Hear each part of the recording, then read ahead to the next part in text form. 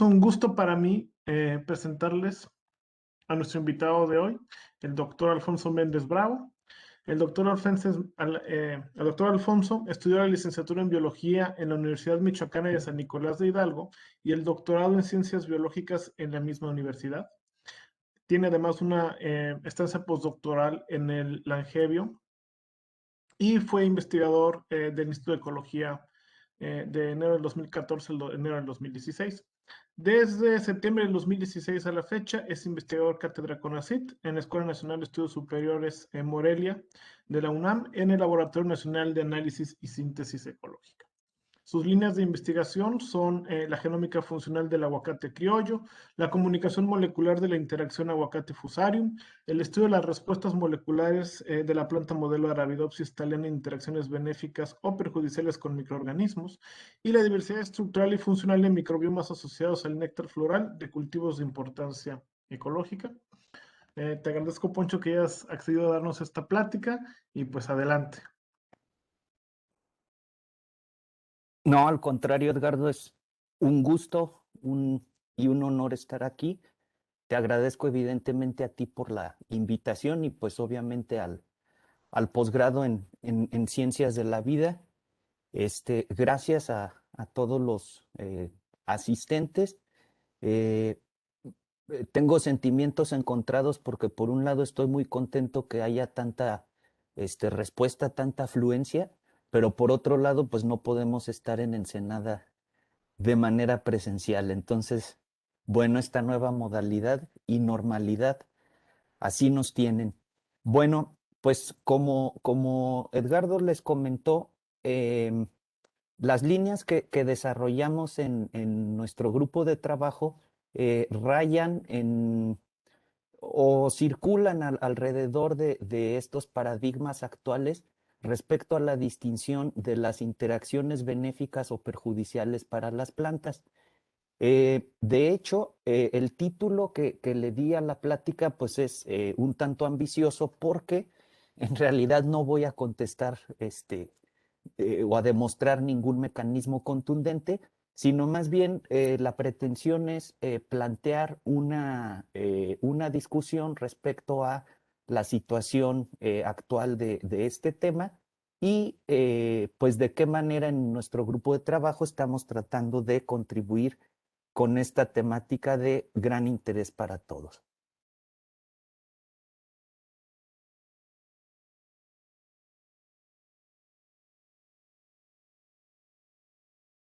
Denme un minuto porque ya cambió. Bueno, antes de comenzar, quise poner esta laminilla en donde se encuentra el rostro de todos los participantes en activo en estos proyectos, en los trabajos de los que les voy a platicar.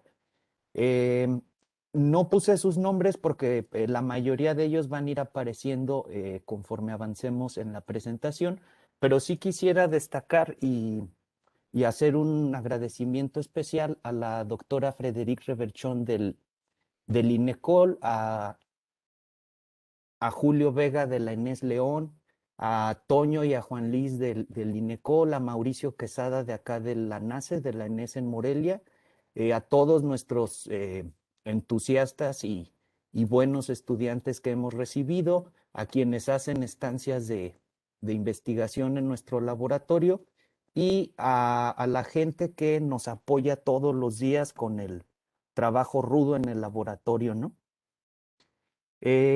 Bueno, la siguiente aclaración que les tengo que hacer, pues es que es una plática netamente vista desde el punto de vista de interés para la planta. No me voy a centrar en aquellos aspectos que tienen que ver con la biología de los microorganismos para determinar de qué manera se llevan a cabo sus interacciones con las plantas. ¿Y por qué es así? Porque, pues como sabemos, las plantas son organismos eucariontes pluricelulares, pero tienen un funcionamiento un tanto distinto al resto de eucariontes en el árbol de la vida. A diferencia de los animales, estas tienen un estilo de vida sésil, lo que le proporciona características de gran impacto en su biología. Entonces, los hábitos de las plantas, como todos sabemos, son sumamente diversos, prácticamente desde la colonización de la tierra por las plantas hasta el surgimiento de las plantas vasculares, las plantas con semilla y finalmente las angiospermas. Las plantas han ido adquiriendo nuevos modos de vida y han ido colonizando prácticamente todo el planeta o gran parte de él. Lo que sabemos es que sus estilos de vida son sumamente diferentes porque pueden tener ciclos de vida muy cortos o muy largos y esto evidentemente en su funcionamiento las hace muy distintas.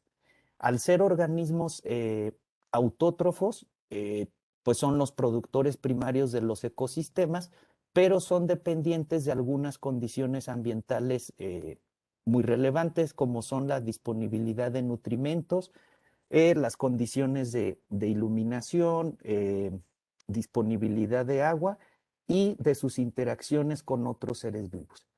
Entonces, al ser organismos sésiles, codifican en su genoma prácticamente todas las funciones que requieren para completar su ciclo de vida. Entre ellos destacamos evidentemente pues, la fotosíntesis y la respiración, la captura y el transporte de nutrimentos y la biosíntesis de moléculas. En los organismos heterótrofos, estas características se suministran con las dietas, pero en las plantas no. De tal manera que los genomas vegetales tienen algunas características que los distinguen del resto de organismos y básicamente se centran en su alta redundancia y sus poliploidías. ¿Esto qué quiere decir? Pues que tienen en general muchas copias de genes que codifican para la misma función para que en caso de que haya algún daño o un mal funcionamiento, siempre pueda tener esta función, pueda ser activada. Y la poliploidía pues tiene que ver evidentemente con el número de copias de su material genético y esto está determinado tanto por aspectos filogenéticos como por aspectos ambientales.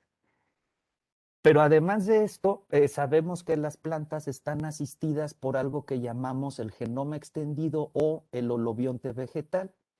Eh, Podemos dividir los compartimentos más relevantes de la planta en la que interactúa con microorganismos en, en 4 grupos grandes, ¿no? Que son que está compuesta por la filósfera, la endósfera aérea, la rizósfera y la endósfera radicular. Eh, en el caso del microbioma asociado a la filósfera, es uno de los más activos porque tiene mucha influencia por parte de microorganismos procedentes del aire o del agua y partículas aéreas. En este esquema, lo que se está representando son a los microorganismos coloreados en verde, rojo y amarillo, y se representan en círculos con resaltados aquellos que son considerados los microorganismos, digamos, núcleo o esenciales para que la comunidad establezca las interacciones que usualmente establecen entre ellos. Y entonces lo que podemos ver es que a medida que nosotros avanzamos en el análisis de las comunidades provenientes del aire, las que están presentes en la filósfera y las que están presentes en la endósfera, las redes de interacción que hay entre ellas se van haciendo cada vez más complejas.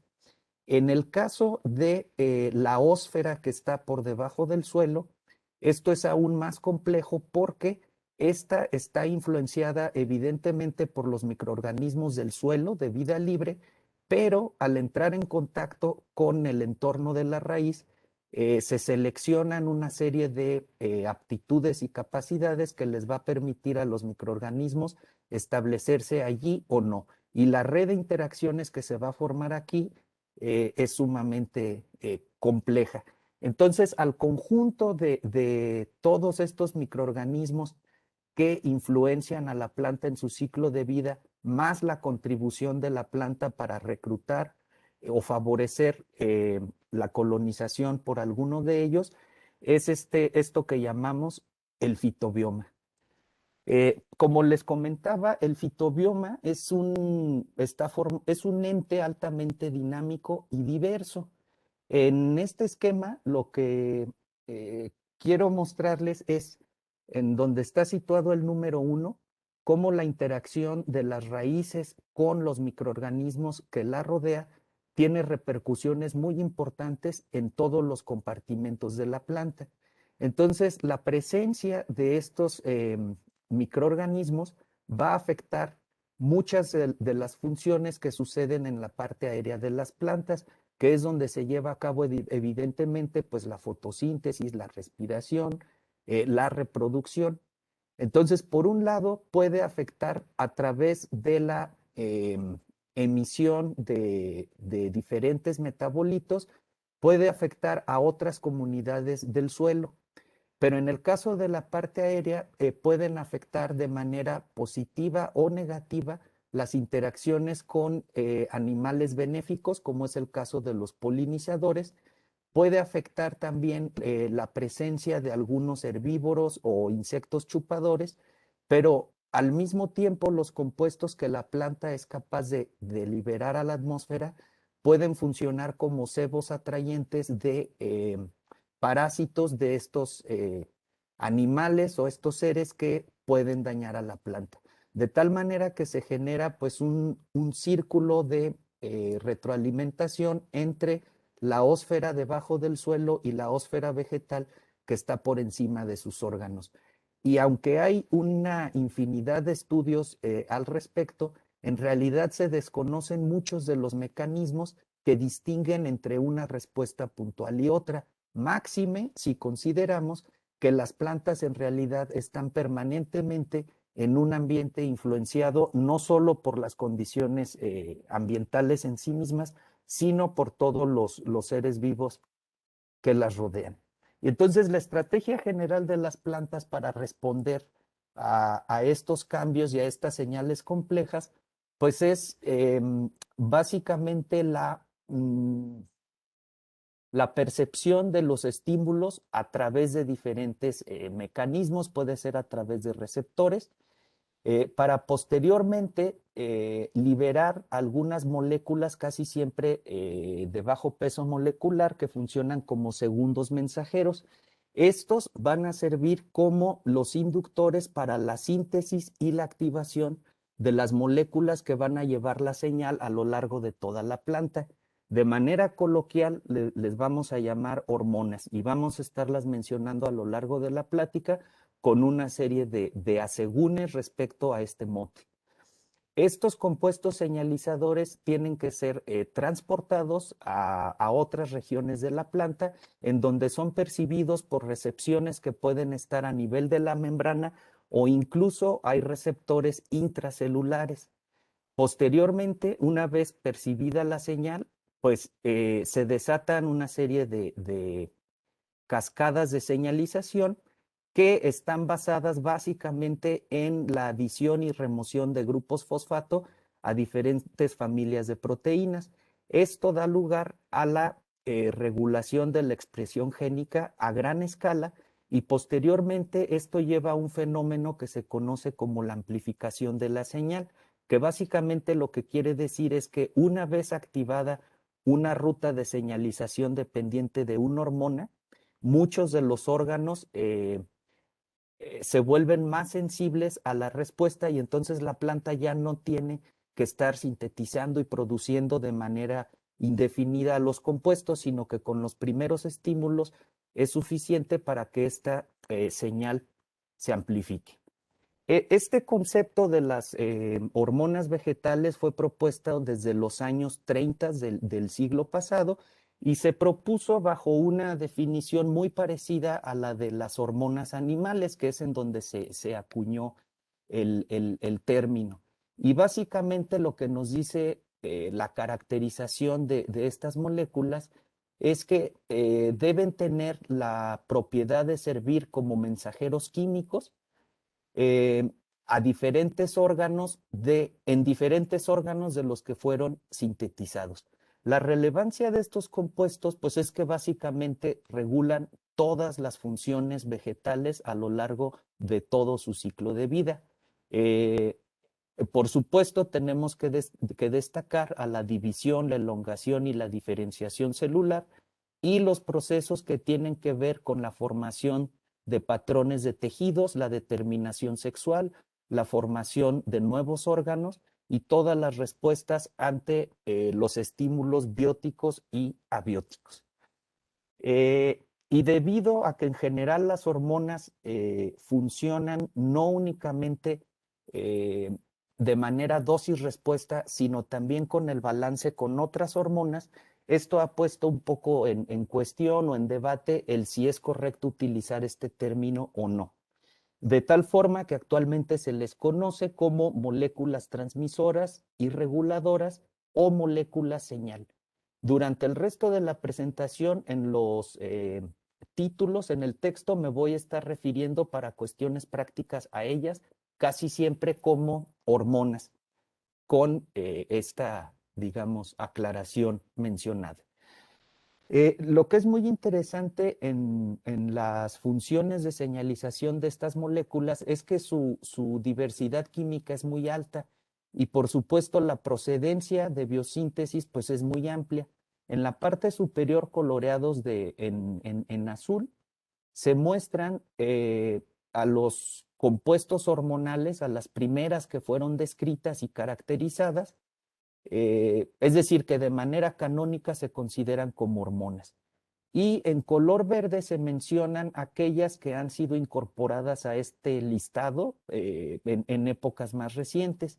Entonces, como pueden ver, las hormonas vegetales, en el caso de las auxinas, por ejemplo, provienen de la modificación del triptófano de un aminoácido.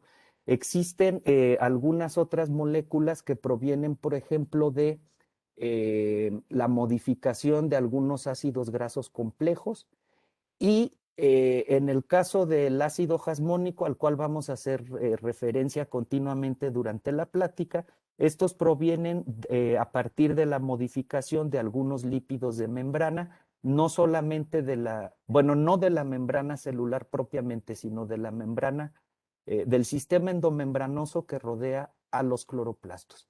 Y de manera general, la manera en que funcionan estos compuestos es que una vez que se sintetiza la molécula, generalmente tiene que ser modificada por algunas enzimas para que se produzca la forma activa de esta molécula.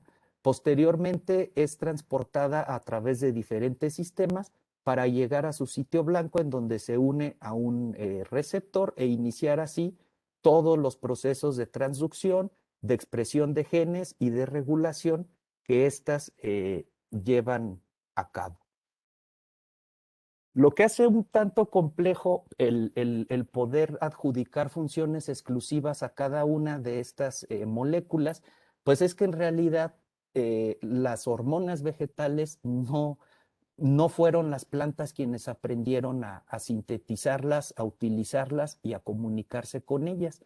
De hecho, son compuestos análogos o en ocasiones iguales de origen sobre todo bacteriano, pero en general de muchos microorganismos, las moléculas responsables de iniciar los procesos de colonización y de interacción con las plantas. En esta lista, que es ya clásica desde principios de los años 90 del siglo pasado, se muestra cómo diferentes bacterias, entre ellas, por ejemplo, las pertenecientes, las rizobiales, por ejemplo, que son bacterias benéficas, la capacidad de sintetizar, de liberar auxinas, le permite modificar los patrones de crecimiento radicular y entonces llevar a cabo toda una relación simbiótica bastante compleja y muy bien estudiada desde hace varias décadas. pero también podemos ver que muchos microorganismos que en realidad son patógenos, como es el caso de Agrobacterium, Rhodococos, etcétera, también se valen del uso de estas mismas moléculas para establecer comunicación con la planta. Esta comunicación generalmente en lo que consiste es en desviar o en engañar, si vale la expresión, a la planta para entonces sacar el beneficio que su naturaleza les dicta. De manera general, entonces, pues las relaciones entre plantas y microorganismos las vamos a dividir como antagonismos y mutualismos. Las plantas, como ya se ha mencionado y como es bien conocido por todos, pues son los productores primarios. Entonces, esto genera que compitan con otras plantas, genera que sean altamente consumidas por herbívoros y patógenos, pero a su vez también cooperan de manera benéfica recíprocamente con muchos microorganismos. Eh, ya hemos hecho mención de esto y evidentemente a lo largo de la plática lo vamos a estar retomando.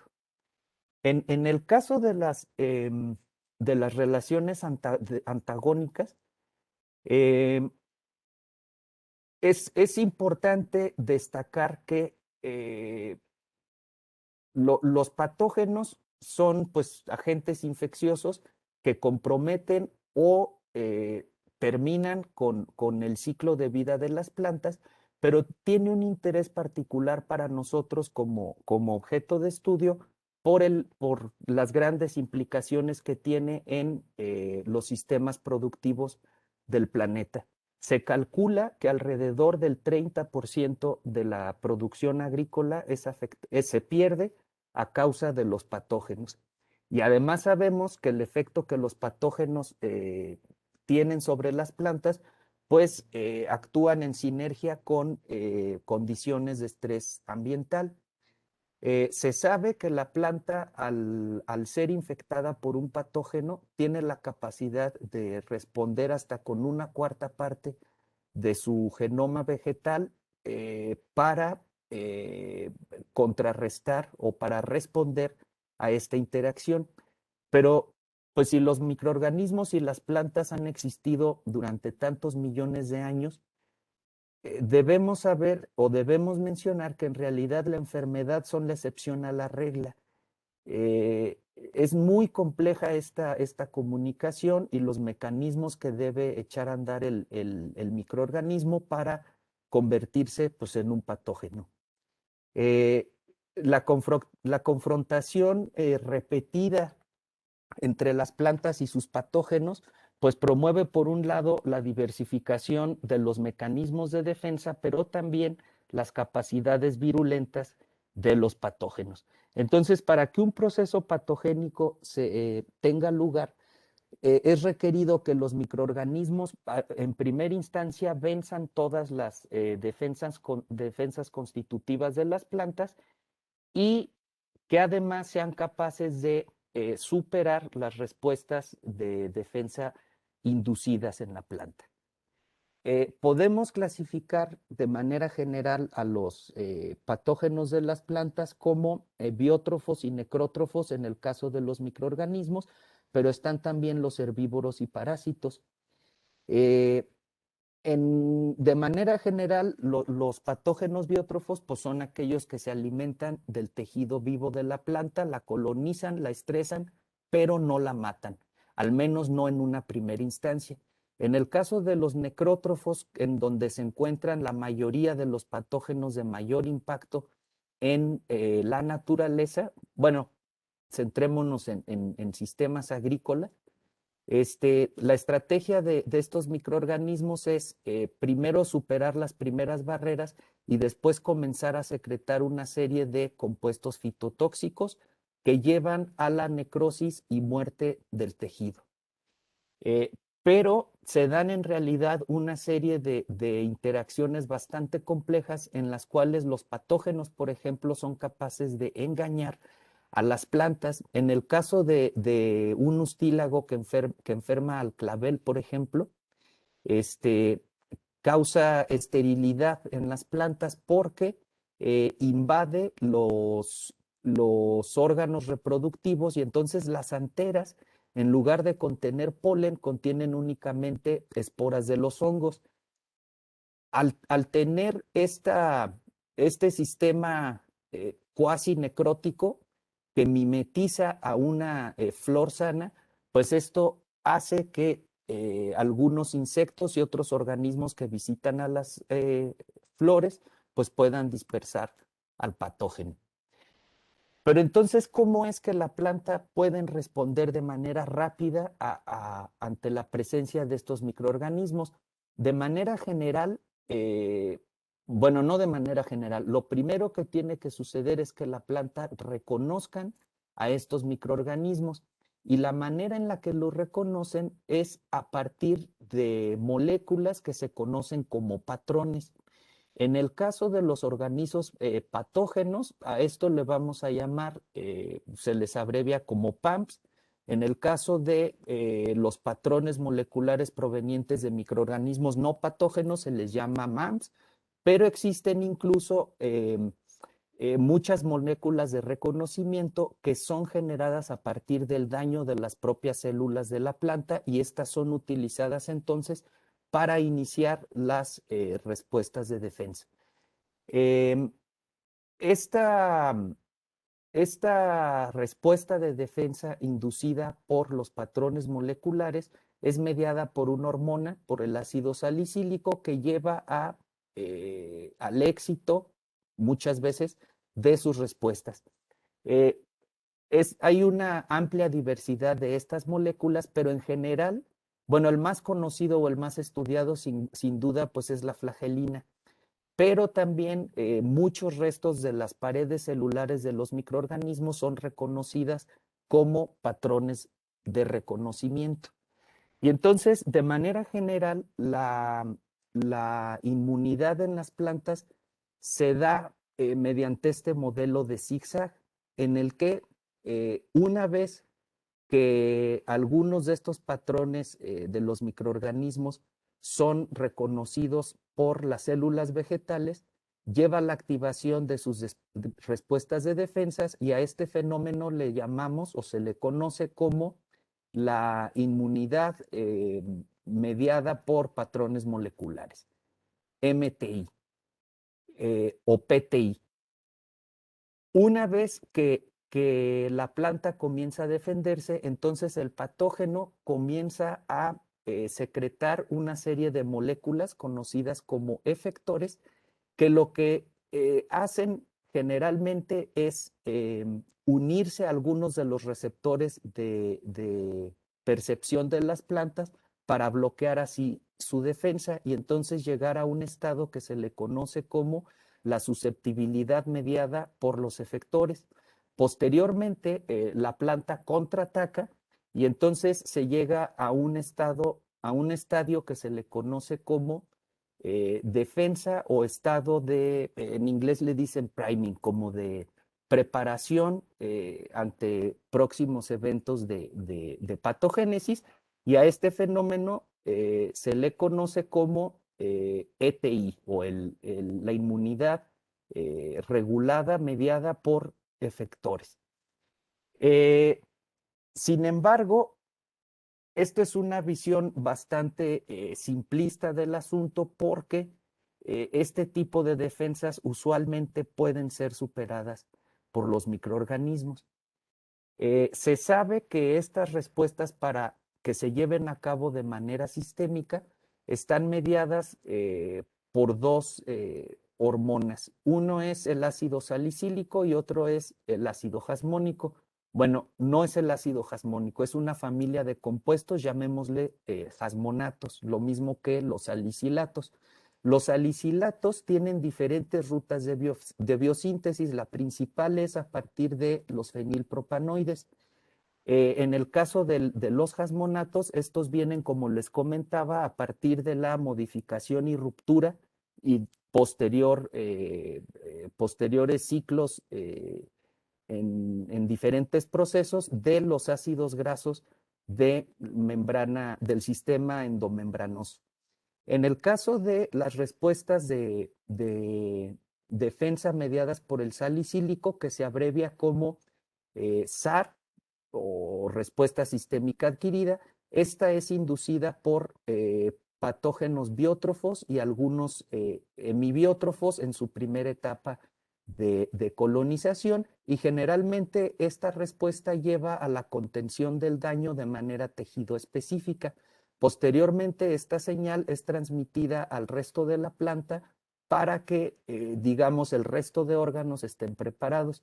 En el caso de las respuestas de defensa mediadas por el ácido jasmónico, que lleva a un estado conocido como resistencia sistémica inducida, esta es activada por la presencia de patógenos necrótrofos, por herbívoros, pero de manera muy interesante también, pues, por muchos microorganismos rizosféricos que suelen tener efectos benéficos para la planta. Entonces, dentro de los grupos de microorganismos, particularmente de las bacterias que tienen la capacidad de promover el crecimiento de las plantas e interactúan con ellas en sus raíces, lo que se busca usualmente es que estos microorganismos tengan tres funciones principales. Una es la de la fitoestimulación, otra es la de biopesticida y otra es la de biofertilización. Esta es la forma más simplificada de decirlo, pero en este esquema se muestra de manera muy ilustrativa, por un lado, como la fitoestimulación a partir de la biosíntesis de moléculas análogas a las hormonas vegetales puede modificar y activar programas de desarrollo en las plantas. Los microorganismos pueden producir una gran diversidad de estos compuestos. Otro mecanismo asociado con este de fitoestimulación es la producción de algunas enzimas que modifican los precursores para la síntesis de otros reguladores del crecimiento, de otras hormonas. En el caso de la ACC desaminasa, pues facilita la síntesis de etileno. Esto tiene diferentes funciones en la planta, pero en general se agrupan como el inicio de programas de desarrollo, pero también la capacidad de activar respuestas de defensa de manera muy eficiente. En el caso de su actividad como biofertilizante, se les conoce así porque, como sabemos, muchos microorganismos tienen la capacidad de solubilizar y dejar disponibles diferentes nutrimentos limitantes para el crecimiento de la planta, pero a su vez son unos buenos guerreros contra otros microorganismos, de manera que pueden entonces defender a la planta de manera directa o de manera indirecta. Y esto representado en este esquema es toda una serie de discusión en la actualidad acerca de cuál es la especificidad o los mecanismos en común que hay en este fenómeno. Entonces, el efecto promotor del crecimiento vegetal, si se cumple con esas tres características que les mencionaba, se resume como que básicamente promueve, o como se hace evidente, es por la formación de nuevos órganos en la planta, particularmente en el sistema radicular, pero también en la región aérea de la planta. Esto le permite tener una mayor superficie de contacto, exploración y absorción de nutrimentos. Otro efecto que usualmente podemos documentar con la presencia de bacterias promotoras del crecimiento es un incremento en la producción de clorofila, lo que lleva a una mejora en la actividad fotosintética de la planta y, por supuesto, la inducción o la sensibilización del sistema de transporte de la planta a través de la actividad o de la acción de diferentes hormonas. Esto, pues, evidentemente va a incidir en la capacidad para transportar nutrimentos provenientes del suelo y de los fotosintatos hacia el sistema radicular. Y entonces podemos resumir estas respuestas como un incremento en los niveles de hormonas vegetales que la planta está produciendo. Pero estos mecanismos que les platiqué de manera así tan general, en realidad han sido descritos gracias al uso de lo que conocemos como eh, especies modelo.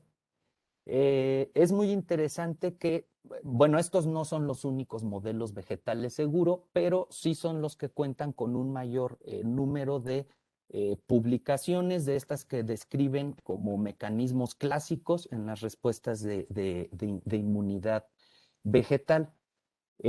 Tenemos por un lado al tabaco, por otro lado al jitomate, pero muchísimas solanáceas que sirven como modelo de estudio.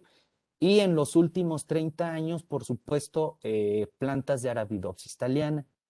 Eh, las ventajas de utilizar estas plantas modelo y además en interacciones bipartitas, solamente con un interactor, es que pues han permitido generar justamente la caracterización de estos sistemas de comunicación de los que les hablé de manera tan general. Su uso tiene la ventaja de que pues se pueden cultivar de manera relativamente sencilla. Hay un conocimiento muy amplio acerca de su arquitectura y función genómica. Se han generado líneas transgénicas que funcionan como marcadores de la expresión de genes en procesos de interés, pero además permiten la generación de mutantes, cosa que nos permite explorar hasta el punto más fino cuáles son los mecanismos que regulan un fenómeno que nosotros queremos estudiar. Sin embargo, pues como veíamos al inicio de la charla, la influencia de las comunidades de los microbios que se asocian con las plantas, pues es muy fuerte debido a que estas interacciones son altamente complejas y altamente dinámicas, de forma que el uso de plantas modelo no nos alcanza, no es suficiente para poder describir o para poder seguir entendiendo cuáles son los mecanismos que gobiernan estas interacciones entre las plantas con sus patógenos. Y de manera general, pues la pregunta más grande que surgiría de todo esto es de qué manera la planta puede diferenciar a un microorganismo benéfico de uno patógeno si en realidad las moléculas que reconoce son las mismas. Entonces, esta es una de las preguntas fundamentales en el área que sigue y seguirá pues trabajándose durante los siguientes años. En 2019 se celebró el congreso que organiza la revista MPMI en Glasgow, y uno de los objetivos de esa reunión tan grande fue que tanto los participantes como gente de la comunidad científica global pudiera plantear cuáles son las preguntas que aún no hemos podido responder en los sistemas de interacción de las plantas con los microorganismos. En esta revisión que les pongo aquí, se describe cómo es que fueron reduciendo el número de preguntas planteadas hasta llegar al top 10 de estas preguntas. No las voy a leer ni tampoco pretendo hablar de todas, simplemente les quiero mencionar que la primera de ellas, que tiene que ver con esto que les mencionaba acerca de cómo las plantas lidian con microorganismos benéficos a la vez que están restringiendo la proliferación de patógenos. Otra de ellas es la número 3, que es cómo podemos trasladar pues toda esta el conocimiento generado desde la investigación básica al área de producción agrícola. Por supuesto, otra de gran relevancia es cómo las interacciones entre los microorganismo o comunidades de microorganismos afectan a las interacciones con las plantas. Estas preguntas, insisto, son preguntas sin responder, no pretendemos desde acá responderlas, ni mucho menos, pero son, digamos, en estas 4 preguntas en las que radica o en las que a las que rodeamos con los trabajos de investigación de los que les voy a platicar. Les voy a platicar de 3 casos de estudio. Los 3 se llevan a cabo en colaboración con la doctora Frédérique Reverchon porque eh, desde un inicio de en nuestra relación de colaboración había algunos intereses en común. Uno de ellos se ilustra muy bien en la fotografía panorámica que está aquí, y es que eh, cuando nosotros tenemos un sistema agrícola en el que hay una fuerte incidencia de alguna enfermedad, hay plantas que son capaces de sobrevivir y de reponerse al daño. Entonces, una pregunta fundamental desde la perspectiva de la microbiología ambiental que maneja la doctora, como de la respuesta de las plantas, que es lo que trabajamos nosotros, pues tiene que ver con la búsqueda de aquellos árboles. Primero, hacer un contraste entre qué sucede con los árboles que presentan síntomas y las que no los presentan, y posteriormente saber qué les permite a esos árboles que se recuperan, pues precisamente tener esta respuesta ventajosa. Entonces, hace algunos años comenzamos con la exploración de un huerto bastante grande de aguacate en el estado de Veracruz. No voy a entrar en detalle de por qué aguacate, es todo un tema para platicarlo con mucho gusto en alguna otra ocasión o en la discusión al final de la plática. Pero en esta primera aproximación que hicimos a este huerto en Huatusco, lo que pretendía era aislar e identificar bacterias rizosféricas que tuvieran, por un lado, la capacidad de enfermar y por otro lado, la capacidad de promover el crecimiento de las plantas.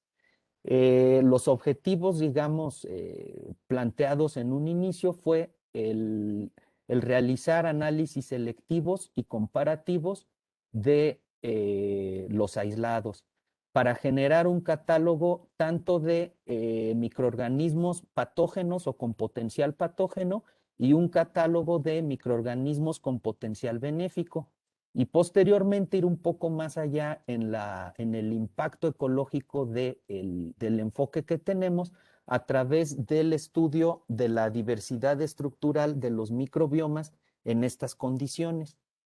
El, el primer aislamiento para la búsqueda de bacterias con capacidad, con actividad promotora del crecimiento vegetal, lo llevó a cabo Elvis Marián. Marián realizó su tesis de licenciatura en codirección de la doctora Frederic y mía. Se tituló en 2017. Los objetivos a grandes rasgos que se plantearon en su tesis fue el caracterizar morfológicamente los microorganismos cultivables que pudo aislar para comenzar así la generación de una colección de microorganismos con alto potencial. Y por otro lado, también se buscó la presencia de microorganismos patógenos porque, aunque sabemos cuál es la causa que ocasiona la enfermedad en ese huerto, otra pregunta de gran interés en el área de las interacciones planta-microorganismo es de qué manera otros microorganismos sacan provecho de la presencia de otros patógenos y si entre ellos se establecen algunas relaciones de competencia. Entonces, todas las siguientes diapositivas que les voy a mostrar se publicaron en este trabajo que les muestro abajo. Entonces, el área de estudio, como les comentaba, se encuentra en Huatusco, Veracruz, que es en la región centro-occidente del estado, una zona montañosa dominado principalmente por bosque mesófilo, aunque ya son manchones un tanto reducida, pero es una zona totalmente influenciada por las cordilleras volcánicas. Entonces, esto genera que la región tenga una vocación forestal y agrícola muy fuerte, pero pues que ha sido sobreexplotado en las últimas décadas. Este huerto en particular que se ilustra en el panel C, es un huerto que cuando nosotros comenzamos a muestrearlo en 2015, si no mal recuerdo, tenía como 8 años de haberse establecido, pero antes de ser un aguacatal, había sido cafetal, habían cultivado caña y en el cambio de vocación agrícola habían sido suelos que se usaron para el pastoreo. De tal manera que las condiciones dentro de la huerta, además de las características orográficas, ocasionan que existan manchones muy fuertes de zonas en las que hay una alta incidencia de patógenos. De hecho, estas zonas sin árboles que se encierran en los círculos amarillos, prácticamente ya todos los restos de árboles muertos fueron removidos y tratados con las respectivas prácticas que manejan en el huerto. Entonces, lo que hicimos fue muestrear o seleccionar aleatoriamente árboles que no presentaran síntoma alguno, síntoma evidente de enfermedad, y árboles con síntomas que estuvieran avanzados, pero todavía existieran órganos activos en la planta. Aquí les muestro el aspecto de uno de los árboles enfermos. Entonces, bueno, Marianne hizo el aislamiento en medios generales de estos microorganismos para obtener inicialmente 34 aislados, de los cuales se quedó con 21 morfotipos una vez que llevó a cabo toda la caracterización morfológica, tinción de Gram, perdón. Y bueno, con estos microorganismos lo que hicimos fue establecer un sistema, justo como ese que criticaba al inicio, un sistema bipartita con una planta modelo, con Arabidopsis thaliana. Ahorita vamos a ir viendo por qué con esta planta. Este sistema ha sido publicado por muchos grupos desde hace varios años, pero es muy útil para hacer los primeros escrutinios respecto a la búsqueda de microorganismos con potencial benéfico para las plantas. Entonces, lo único que uno hace es sembrar las semillas estériles de la planta en un medio de Murashige-Skog, en cajas Petri, y tras unos días después de la germinación, se adiciona un inóculo, obviamente con el mismo título bacteriano, a cierta distancia de la raíz. En estos ensayos hicimos dos tipos de inoculación, uno a por lo menos 3 centímetros de distancia del ápice de las raíces y otro a menos de 1 centímetro de distancia, para saber si existía algún tipo de respuesta evasivo de la planta hacia la bacteria o viceversa. En las imágenes no son muy nítidas, pero en lo que quiero centrar su atención es, por ejemplo, en las dos figuras del aislado A8A y del aislado A4D.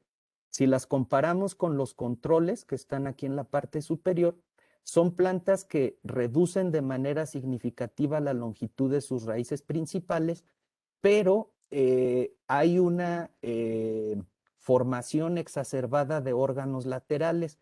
Se forma una cantidad muy importante de raíces laterales que decíamos a un inicio, esto aumenta la capacidad de exploración de las plantas si estuvieran en un sustrato diferente, ¿no? Pero además, estos aislados son capaces de modular diferentes programas de diferenciación celular, particularmente en la formación de tricoblastos o de pelos radiculares, lo que mejora también la capacidad de absorción de las plantas. Una vez que se realizaron estos ensayos y se cuantificaron diferentes parámetros del crecimiento vegetal, en realidad nos dimos cuenta de que a pesar de que había una inducción muy importante de órganos laterales en las raíces coinoculadas con los aislados, en realidad muy pocas de ellas fueron capaces de incrementar la acumulación de biomasa por la planta.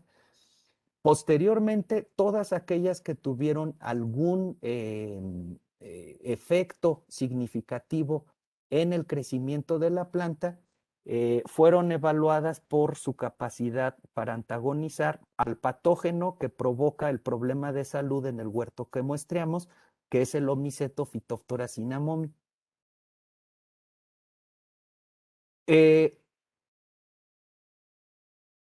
Un criterio adicional para seleccionar a estos aislados era saber si la bacteria inhibía por completo o abolía el crecimiento de las raíces o simplemente reprogramaba el desarrollo de estas. En esta gráfica de aquí se muestra una cinética de crecimiento de la raíz primaria de las plantas coinoculadas con los aislados a lo largo del tiempo. Y lo que podemos ver es que mientras las plantas control mantienen un crecimiento sostenido, el resto de las plantas prácticamente desde los primeros días de interacción con el microorganismo detienen su crecimiento. De manera que esto puede o no ser benéfico en la búsqueda de bacterias promotoras, pero hicimos uso de un marcador genético, de un gen reportero, que nos reporta la actividad de un gen que regula la división celular, un gen codificante para la ciclina B2. Vamos a ver diferentes imágenes como estas a lo largo de la presentación.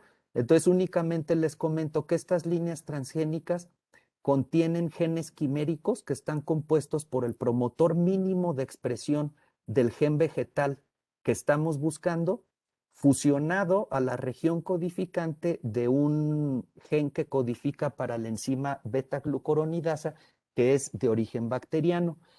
Y después las plantas son transformadas con esta construcción.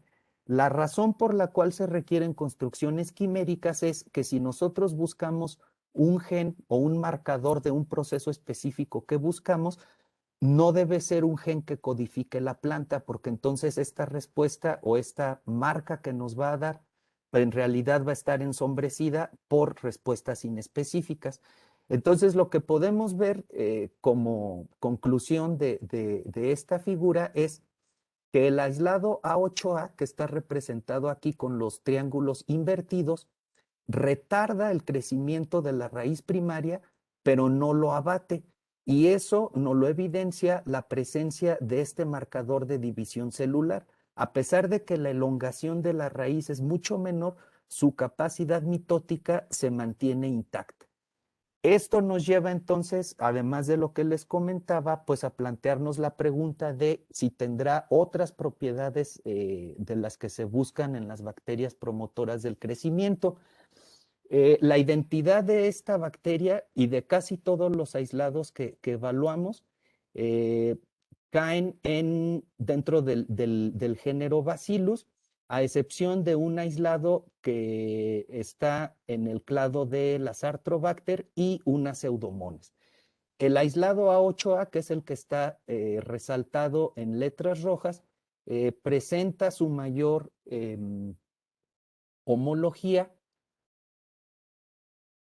perdón, su mayor identidad con cepas de la especie de Bacillus acidiceles. Entonces, cuando se llevaron a cabo los escrutinios de antagonismo contra el patógeno Phytophthora cinnamomi, en realidad solo el aislado A8A presentó efectos significativos, pero fueron realmente significativos.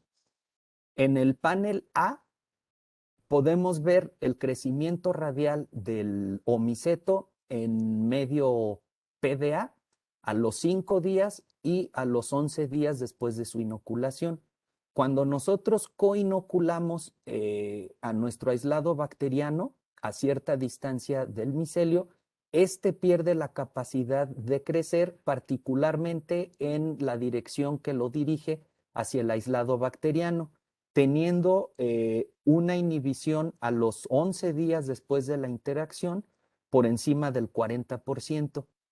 Pero cuando nosotros confrontamos al omiceto únicamente con los volátiles producidos por la bacteria, poniendo tapas de cajas Petri encontradas, Lo que vemos es que tras 15 días de la interacción, la inhibición del crecimiento radial está por encima del 70%. Estos son niveles de inhibición muy fuertes y no es común encontrarlos en bacterias que en general son también percibidas por la planta. Entonces, bueno, pues esto llevó a la necesidad de seguir explorando qué era lo que estaba sucediendo. En esta caracterización por microscopía electrónica se puede apreciar claramente que los volátiles producidos por A8A merman la densidad de hifas que el omiceto forma, y cuando hacemos acercamiento de estas zonas lo que vemos es que las hifas pierden este patrón de crecimiento en bifurcación continuo y comienzan a generar varios ápices de crecimiento, pero todos se quedan truncos. Es decir, hay un abatimiento total del crecimiento y no sabemos si esto lleve o no a la muerte del omiceto, pero por lo menos sabemos que la actividad de estabilizar, de detener su crecimiento es sumamente importante. Y entonces se llevó a cabo la caracterización del perfil de los volátiles producidos por este aislado y de 200 y tantos compuestos identificados, hubo 7 mayoritarios que están enlistados aquí en la parte inferior y cayeron dentro de del grupo de las cetonas, un aldehído, un sulfóxido, una piracina, un alcohol y ya. Existen moléculas de estas familias químicas con un largo estudio por sus efectos antimicrobianos en las plantas. Sin embargo, habría que refinar este tipo de análisis para saber si podemos tener un arsenal más grande de compuestos para eventualmente probar por sus efectos promotores del crecimiento de las plantas. Entonces, Marianne terminó su tesis con estos resultados y para su maestría ya no continuó acá en el laboratorio.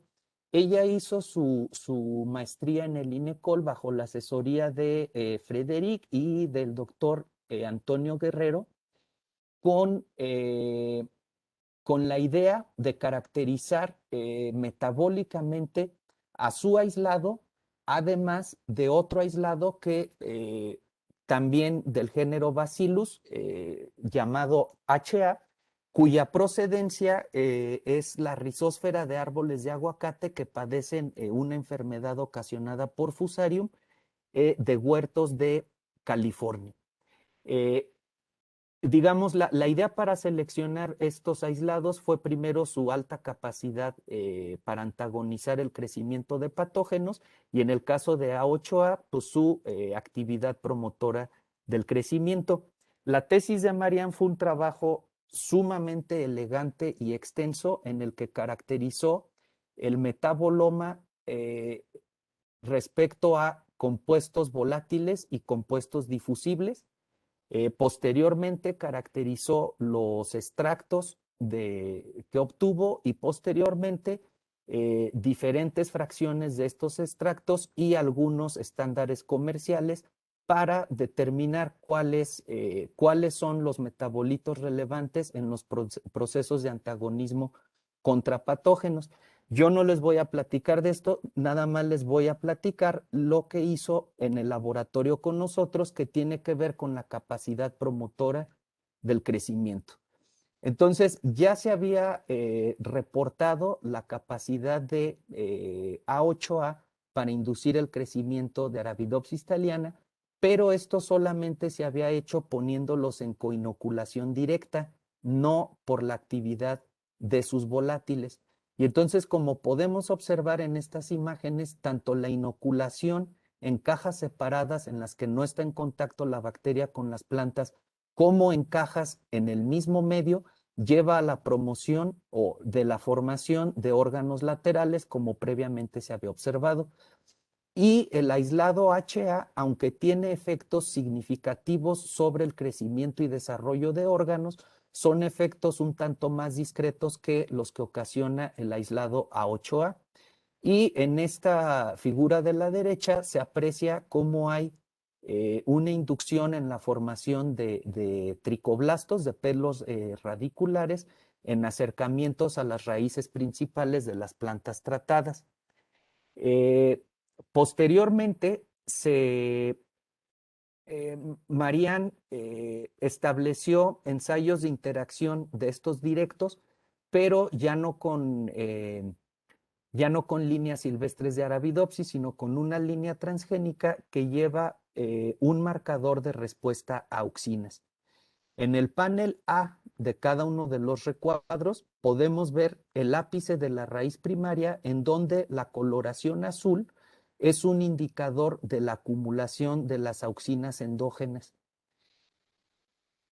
Cuando las plantas están en interacción, ya sea indirecta o interacción directa con el aislado A8A, vemos cómo esta huella azul se incrementa de manera exacerbada.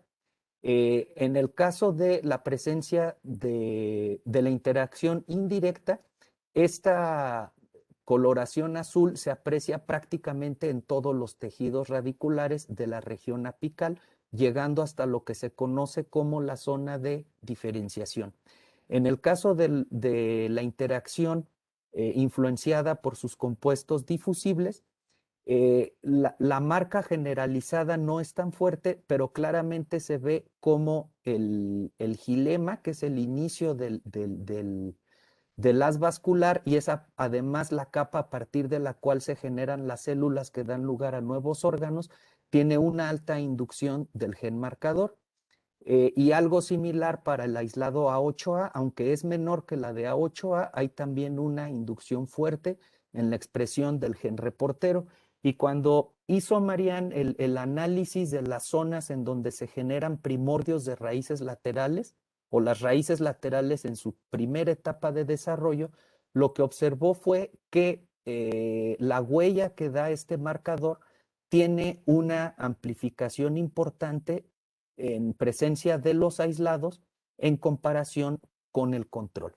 Entonces, estos resultados lo que nos indican es que los aislados de Bacillus evaluados inducen la activación de respuestas a auxinas y modifican la acumulación de estas. No sabemos si eso se refleja en una biosíntesis aumentada de auxinas en la planta en general, pero al menos de manera tejido específica sí se puede observar. Posteriormente evaluó si sus aislados eran capaces de inducir la activación de genes involucrados en respuestas de la defensa vegetal, genes canónicos que regulan, por un lado, la biosíntesis del ácido jasmónico y, por otro lado, la respuesta al ácido salicílico. Y lo que se observa en el esquema superior es que la inoculación, principalmente con el aislado A8A, induce de manera muy fuerte la síntesis de ácido jasmónico en cotiledones, en los cotiledones, pero especialmente en las hojas verdaderas y los tejidos vasculares. Esto hay que compararlo siempre contra su control, en donde se observa que de manera basal este marcador tiene una expresión prácticamente imperceptible. En el caso del aislado HA, sí indujo la acumulación del ácido jasmónico, pero en una zona muy reducida hacia el ápice de cotiledones y de hojas. Y evaluó también un gen de respuesta al ácido salicílico para saber si la activación de posibles respuestas de defensa estaban inclinadas hacia las mediadas únicamente por el ácido jasmónico, o si también el ácido salicílico podría estar influenciado por estos aislados. Y lo que observó fue también una fuerte inducción en los tejidos foliares de las plantas tratadas en las raíces con los aislados, más fuerte otra vez con el aislado A8A que HA, pero aún así el nivel de expresión en las plantas tratadas con el aislado HA son mucho más altos que las plantas controles, en donde también es imperceptible la expresión del marcador. Y cuando se aplican de manera sinérgica a los dos aislados, se observa que hay hay una respuesta intermedia, una activación intermedia entre el efecto de las cepas de manera aislada.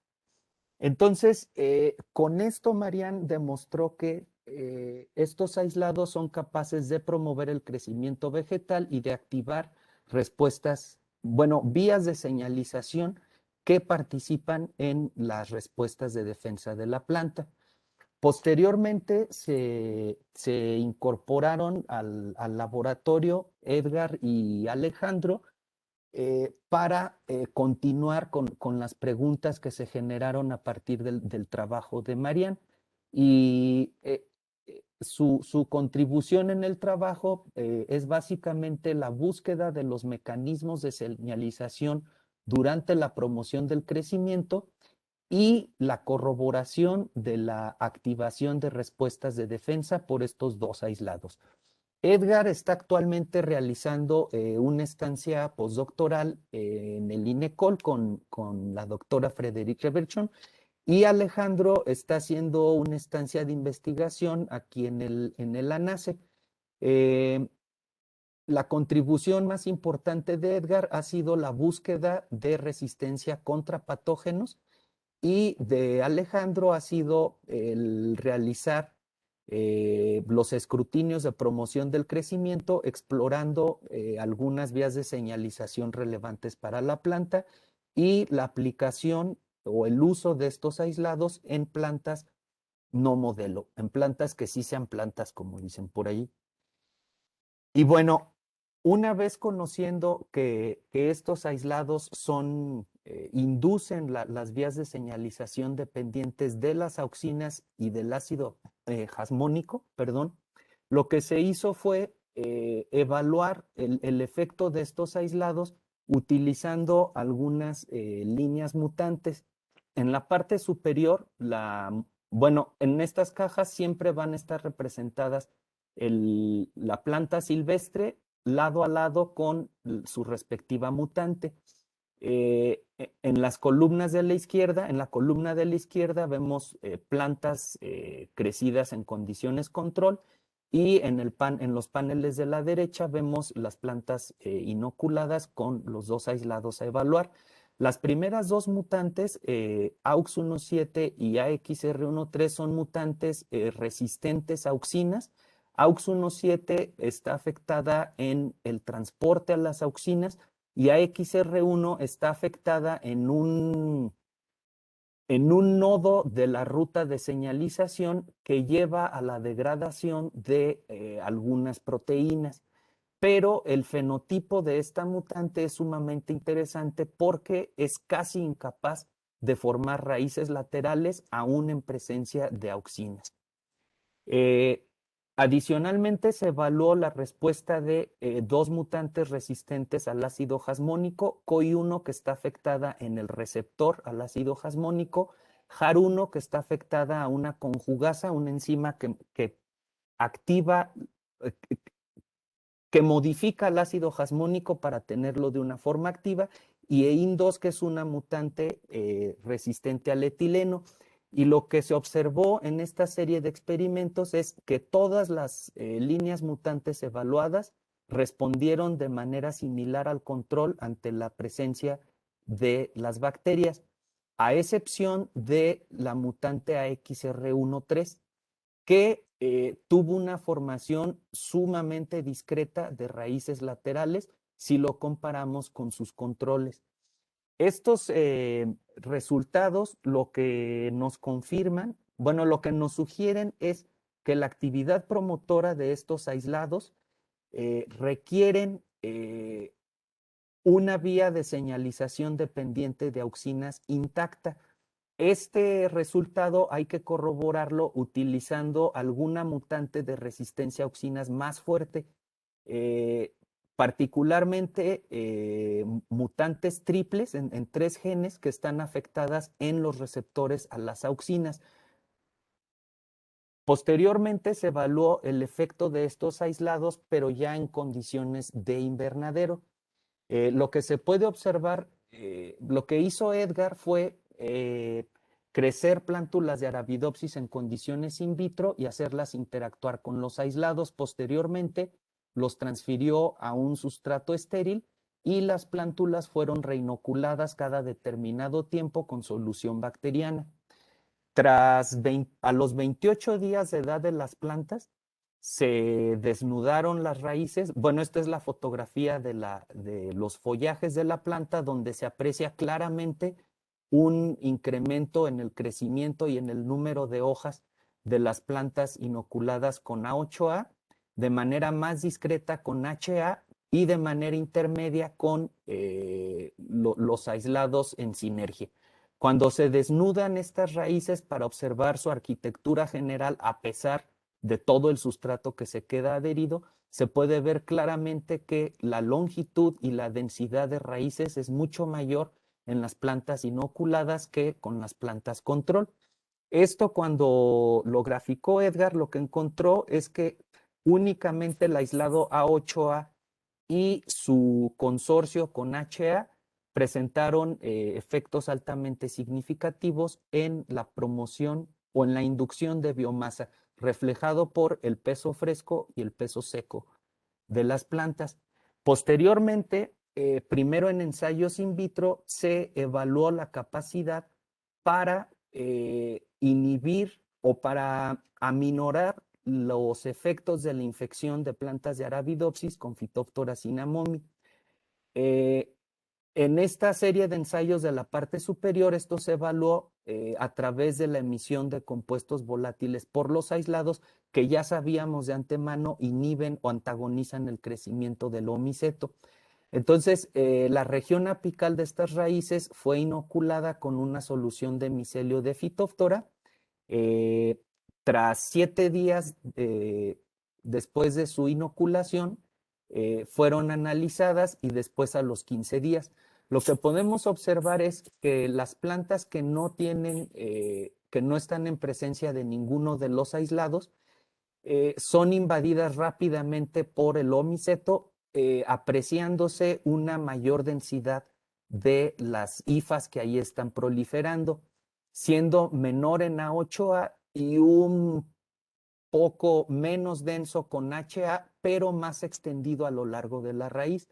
Tras 10 días después de la infección, lo que se observa es que las plantas que no llevan el estímulo bacteriano ya fueron totalmente invadidas por el omiceto, y las plantas en presencia de los aislados bacterianos, a pesar de que su raíz está totalmente colonizada, la región del follaje se mantiene sin proliferación de micelio. Estos ensayos son un tanto engañosos porque podrían decir, bueno, pero de todos modos se le está comiendo. Lo que sucede es que estas son plántulas, digamos, en su primera etapa de desarrollo, y sirve como un buen modelo para tener la primera aproximación, pero en realidad cualquier patógeno que nosotros le pongamos a una plántula tan pequeña va a tener un efecto nocivo. Entonces, Edgar trasladó estos ensayos a condiciones en invernadero. Es un trabajo que está en curso en este momento y apenas tenemos el análisis a los 5 días, perdón, aquí hay un error, a los 5 días después de la inoculación en el sistema radicular con Phytophthora cinnamomi y con el aislado A8A o el consorcio de A8A con HA. Lo que quiero que noten aquí es primero que el tamaño de la roseta es mucho menor en las plantas que no llevan inóculo bacteriano, y comenzó la aparición de síntomas claros de necrosis foliar señalada por estas flechas blancas. Por ejemplo, de charolas con 10 macetas, se observó que 8 de esas 10, al menos 8 de cada 10 plantas tienen hojas sintomáticas, y en promedio están entre 1 y 2 hojas sintomáticas por planta. El resultado alentador es que en ninguno de los casos en que se coinoculó con, con los aislados bacterianos ha aparecido ningún síntoma. Estos experimentos aún están en curso, pero el antecedente que hay con las condiciones in vitro y el estado de salud en este momento de las plantas es bastante promisorio. Posteriormente, quisimos evaluar si este efecto que se observa en una planta modelo se mantiene al utilizar una planta de interés hortícola. En este caso se utilizaron semillas de tomate verde, de Physalis ixocarpa, crecidas en condiciones de invernadero. Entonces, lo que hizo Alejandro fue, siguiendo varios métodos descritos, particularmente por el grupo del doctor Gustavo Santoyo, lo que hizo fue inocular las semillas comerciales de esta planta, ponerlas a germinar en almácigos en invernadero y posteriormente reinocular con las bacterias. Este trabajo en realidad lo retomó Alejandro, pero es la continuación de un trabajo de tesis que hizo Lorena Herrera. Ella lo que hizo fue formular diferentes consorcios bacterianos de una colección muy grande del laboratorio de la doctora Frederick, con actividad antagónica, y entonces formuló consorcios de rizobacterias con bacterias endófitas para determinar primero la compatibilidad entre ellas, y entonces Alejandro retomó estos consorcios para evaluar su efecto en tomate, en ensayos de invernadero. En este caso únicamente les muestro, bueno, en total se generaron 12 consorcios, de los cuales solo les muestro uno.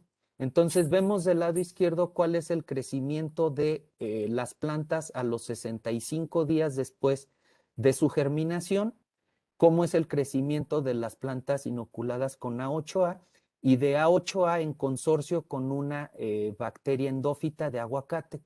Lo que podemos observar es que el crecimiento del tallo principal es significativamente más alto en las plantas inoculadas y además los ejes de crecimiento foliares están aumentados, mientras que en las plantas control solo vemos un eje principal. En muchas de las plantas tratadas se pueden apreciar 2 o 3 de estos. Y uno de los efectos más evidentes que se apreciaron es la estimulación de la formación de órganos reproductores por los aislados. A los 65 días de edad, las plantas control no tienen ningún órgano floral maduro. Por planta se observa un promedio de 2 a 3 botones florales, pero en etapas muy tempranas de su desarrollo, mientras que en el caso de la inoculación con las bacterias de manera aislada o en consorcio, eh, aceleraron la formación de órganos reproductores hasta por 2 semanas, y además el proceso de formación de órganos florales continúa. En este momento estamos procesando toda la cuantificación de este efecto, pero se plantean como perspectivas inmediatas el evaluar el éxito reproductivo que confieren estos aislados, evaluar cuál es la contribución de los polinizadores en esta inducción. Para eso se requieren evidentemente realizar experimentos en parcelas, ya no en invernaderos, y evaluar la actividad promotora de estos consorcios para inducir respuestas de defensa contra algunos patógenos del cultivo de tomate. Entonces, de manera resumida, en este trabajo que han hecho Edgar y Alejandro, podemos enlistar que estas PGPRs, estas bacterias promotoras, inducen el crecimiento in vitro mediante un mecanismo que requiere la señalización dependiente de las auxinas y probablemente del ácido jasmónico. Esto debido a la función del gen afectado, que fue el que dio el fenotipo ciego ante la inoculación bacteriana. El otro es que la inoculación de Arabidopsis y de Physalis con A8A de manera aislada o en consorcio promueve su crecimiento vegetativo y sexual en condiciones de invernadero. Y los consorcios bacterianos evaluados A8A, perdón, el aislado A8A y en consorcio con HA retardan de manera importante y potencialmente inhiben el daño ocasionado por la infección de Phytophthora en Arabidopsis. Pero todo ese esquema que les presenté en realidad fue un escrutinio que se inició a partir de la búsqueda de bacterias promotoras del crecimiento y posteriormente nos fuimos hacia la evaluación de su capacidad antagónica contra patógenos. Entonces, pues es un trabajo de mucho tiempo, muy poco dirigido y la verdad es que resulta poco viable. Entonces, este es el tercer caso, me voy a ir mucho más rápido ya para terminar. Pero esta fue la tesis de maestría de David Arias, que terminó hace apenas, hace algunos meses, aquí en el posgrado de la UNAM.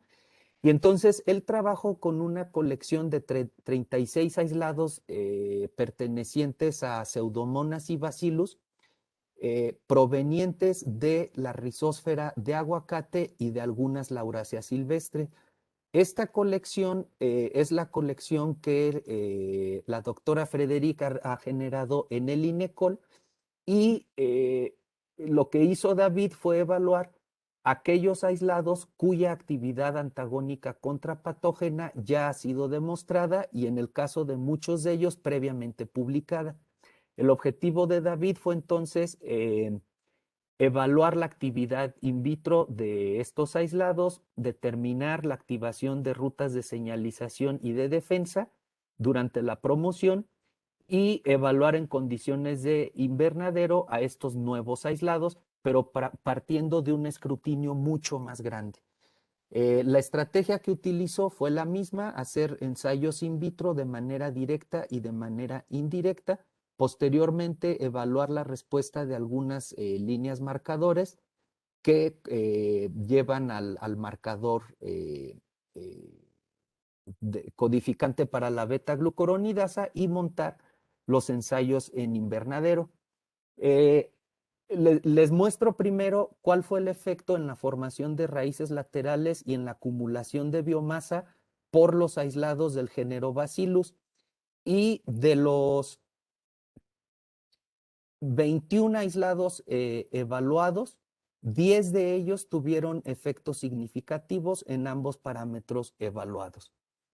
Este es el aspecto de las plantas en donde se puede apreciar que existen casos en los que, bueno, más bien únicamente en un caso, en el caso del aislado HB, la raíz, digamos, evadió el contacto con el aislado. Bueno, también esta última, pero el resto de ellas establecen contacto con la bacteria e incluso la bacteria es capaz de proliferar a lo largo de la raíz, superficialmente en el tejido radicular de la planta.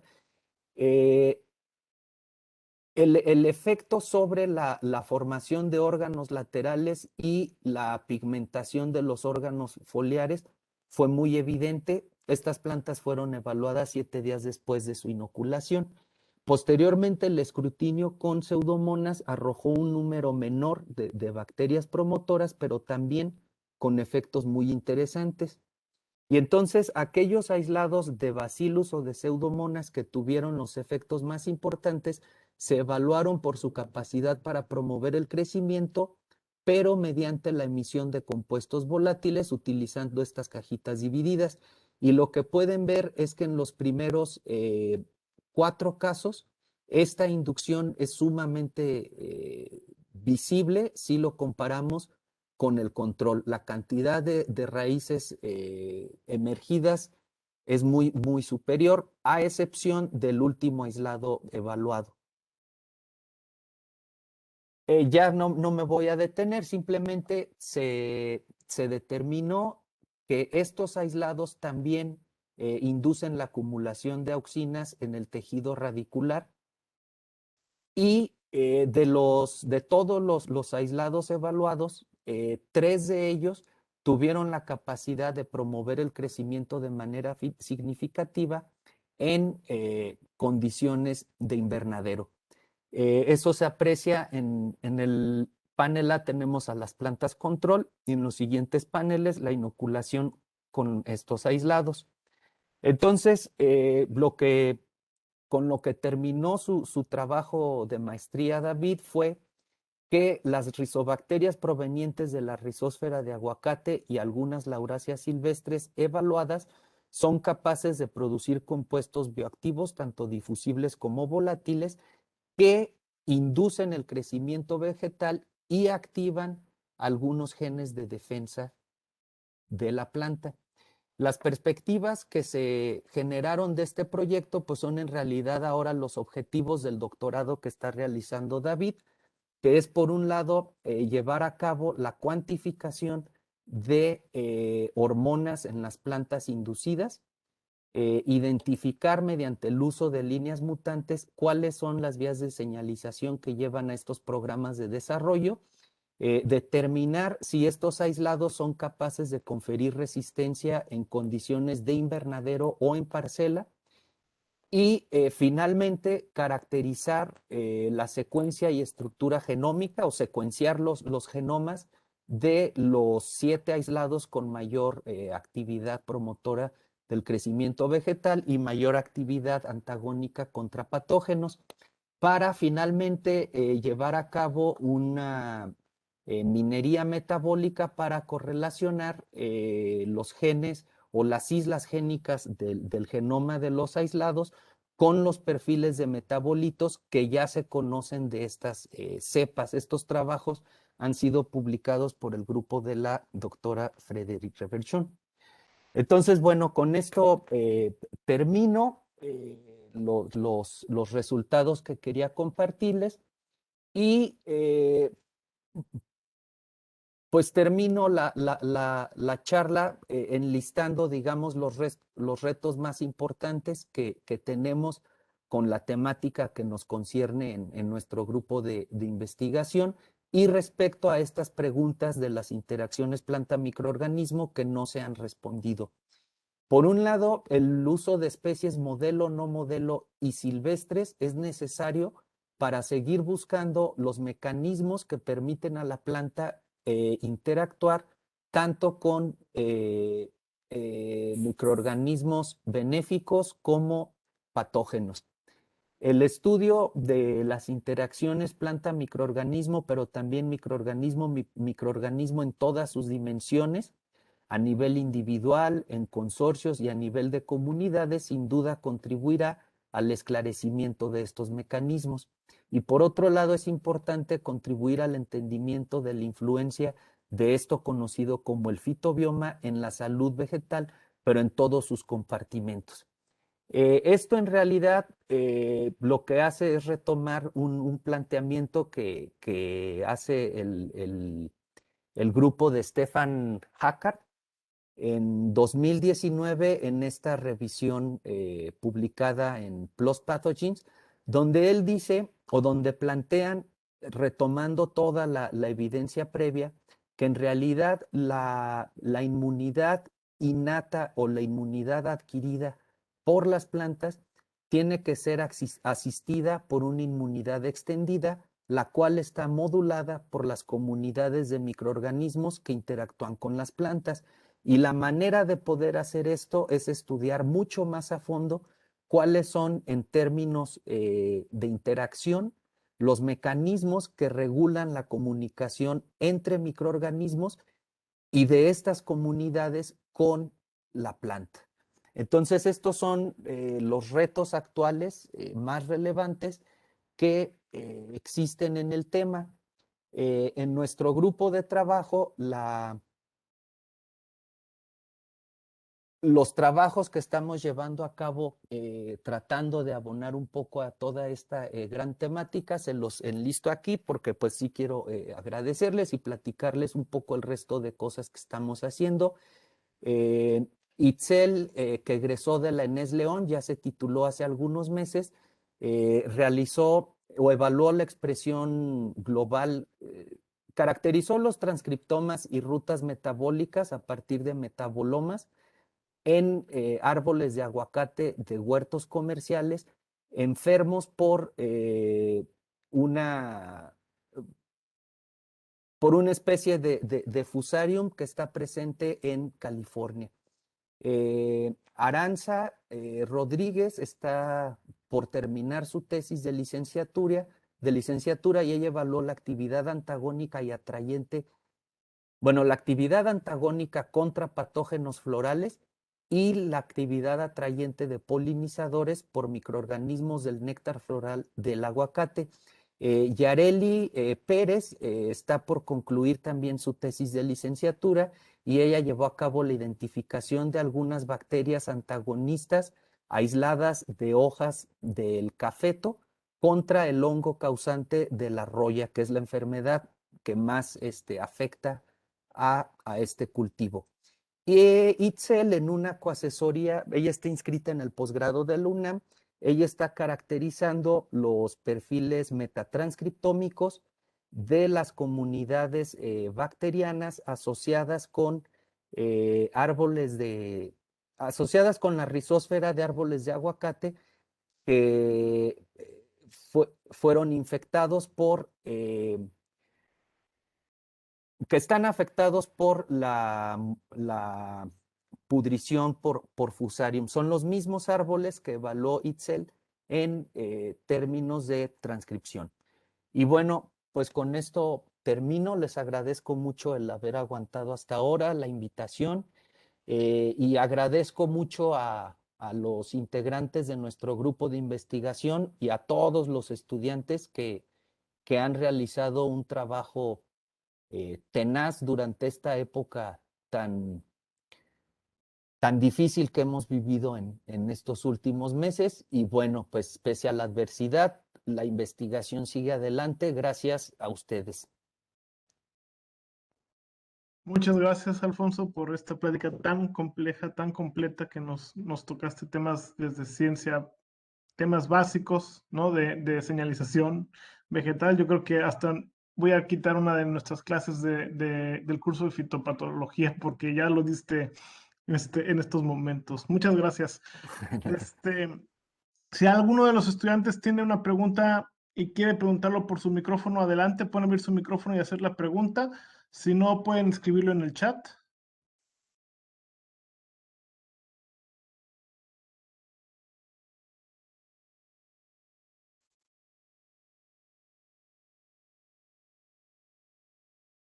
Yo lo que, aprovechando entonces que en estos momentos nadie se ha animado, espero que se animen en unos momentos, lo que quisiera preguntar es, si en tu experiencia todas las plantas van a responder con mecanismos similares a estos microorganismos, ¿no?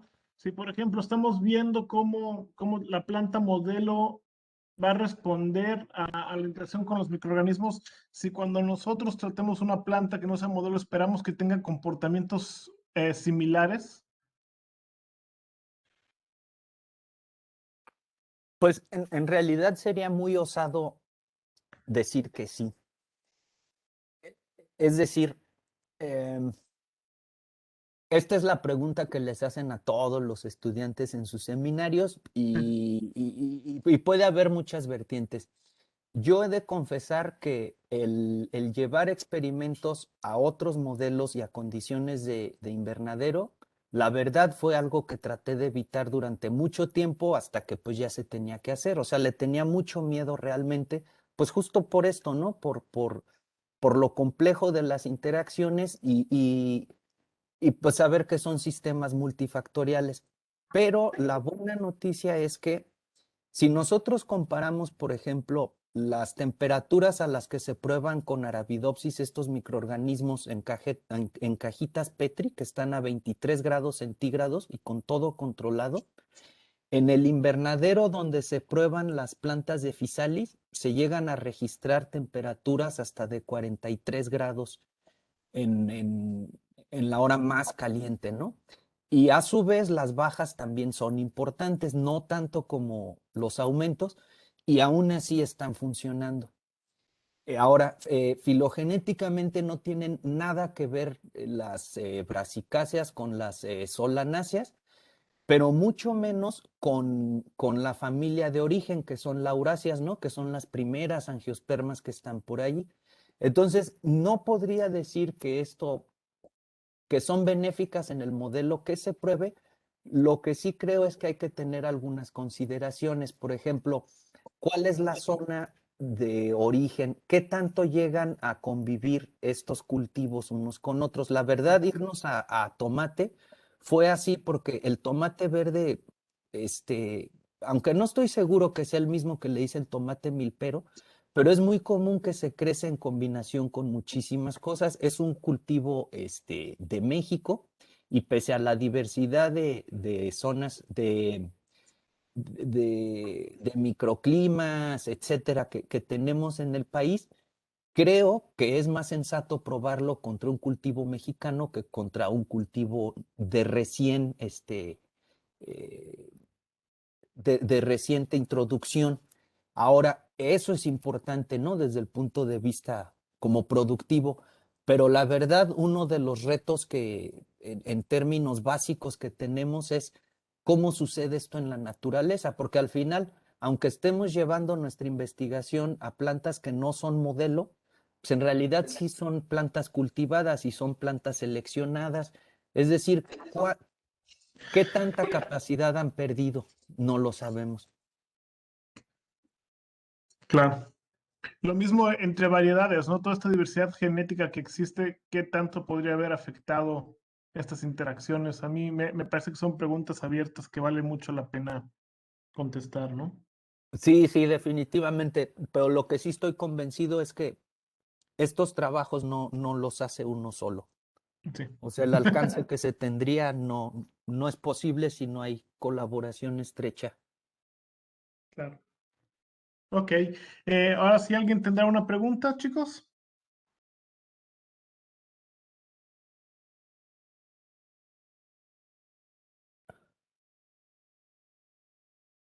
Ok, bueno, por lo visto no hay preguntas, entonces ya para no distraerte, porque ya son las 3 de la tarde, muchas gracias, Poncho, nuevamente por habernos dado esta plática tan completa, y espero que en un futuro, cuando todo esto se acabe, ya podamos tener visitas michoacanas por estos lados del país.